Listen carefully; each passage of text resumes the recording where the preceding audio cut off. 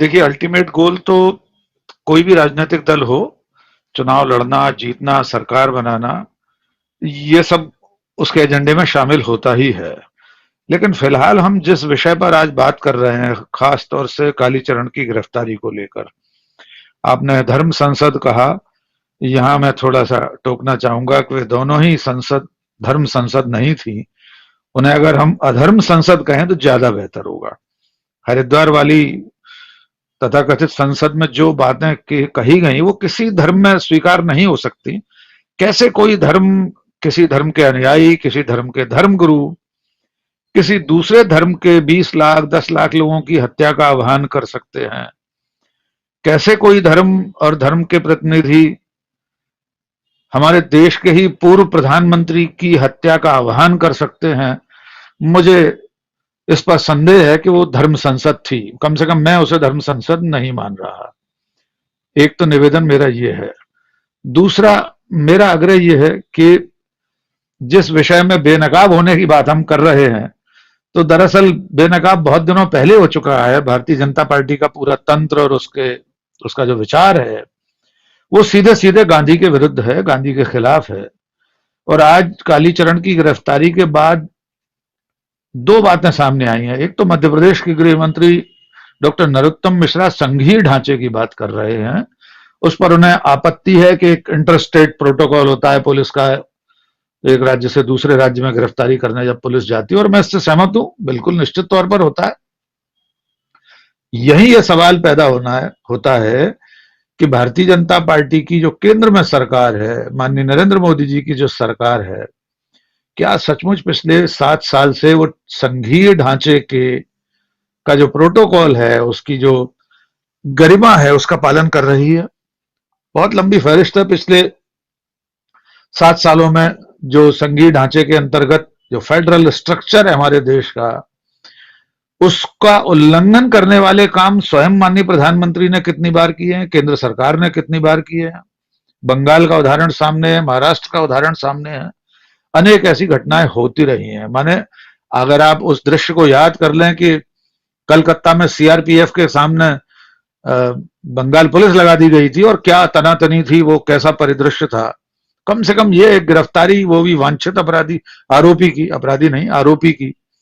तो पहली जिम्मेदारी तो मध्य प्रदेश सरकार की, मध्य प्रदेश पुलिस की थी कि अगर कोई वांछित आरोपी जिसकी पुलिस को तलाश है दूसरे राज्य की, वो मध्य प्रदेश में शरण कैसे लिए हुआ था। और मध्य प्रदेश के गृह मंत्री से मैं ये भी पूछना चाहिए कि ज्यादातर अपराधी, आरोपी दूसरे राज्यों से बड़ी बड़ी वारदातें करके, चाहे बिकरू कांड का खलनायक विकास दुबे हो, चाहे ये कालीचरण हो, ये मध्य प्रदेश में क्या सोचकर चले आते हैं? क्या ये उनकी सुरक्षित शरण स्थली है? ऐसा वे मानते हैं कि हमारा यहां कोई कुछ नहीं करेगा? एक सवाल तो ये है। तो मुझे नहीं लगता ये कोई इतना बड़ा मुद्दा है। असल पीड़ा इसके पीछे जो छुपी हुई है, उसमें एक नरोत्तम मिश्रा जी के साथ साथ मैं आपको छत्तीसगढ़ भी लिए चलता हूं। अभी हमने देखा, और आपके संज्ञान में होगा, वहां के भूतपूर्व वित्त मंत्री बृजमोहन अग्रवाल, वे लगातार ट्विटर पर आंसू बहा रहे हैं। एक तरह से आप देखेंगे इतने व्यथित हैं कालीचरण की गिरफ्तारी से। भारतीय जनता पार्टी के वरिष्ठ नेता हैं, उन्हें ऐसा लग रहा है कि बहुत बड़ा अन्याय हो गया है। वे तमाम सारे पिछली पुरानी घटनाओं को याद दिलाकर ये सवाल कर रहे हैं कि तब कुछ नहीं हुआ तो कालीचरण की गिरफ्तारी अब क्यों हो गई। तो आप समझ सकते हैं कि ये उनका जो असली चेहरा है वो सामने है। उनके मन में गॉडसे ही है, उनके मन में गांधी का विरोध ही है। चाहे शिखर पर बैठे नेता गांधी की मूर्ति के सामने या राजघाट पर जाकर 90 डिग्री में झुककर प्रणाम करते हो, लेकिन अंतर मन में गांधी कहीं नहीं है। तो ये जो बेनकाब होने वाली बात है, वो धीरे धीरे और बेनकाब हो रहे हैं। अब इस क्षण, इस मौके पर देश को यह समझना है कि क्या वो गॉडसे के समर्थकों के साथ है देश, या गांधी को मानने वालों के साथ। ये उसे देखना होगा, और उसे ये भी तय करना होगा कि क्या ऐसे लोगों को सिर्फ भगवा वस्त्र पहनने भर से वो साधु या संत मान लेगा ये समाज। और अगर मान लेगा तो उसे संरक्षण देने वाले जो लोग हैं उनके बारे में उसका क्या विचार है।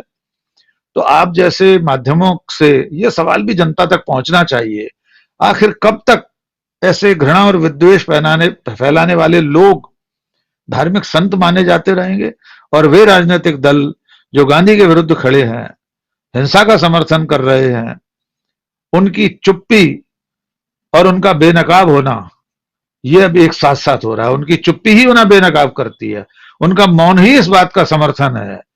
गृह मंत्री, प्रधानमंत्री औरंगजेब को याद करेंगे, दुनिया भर की बातें हो रही हैं। हमने अभी आपने सांसद महोदय का, पाठक जी का भाषण सुनाया, वे भी सीधे हिंदू मुसलमान की बात कर रहे हैं, और अब तो वे इस मुकाम पर पहुंच गए हैं कि नहीं चाहिए मुसलमानों के वोट।